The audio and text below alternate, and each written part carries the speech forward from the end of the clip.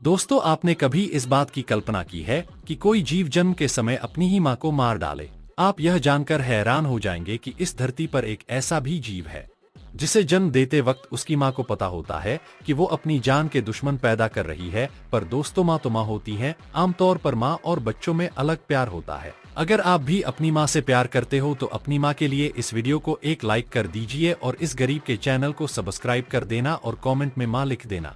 तो दोस्तों, पर ये जीव जरा अलग ही है। दरअसल ये जीव बिच्छू है।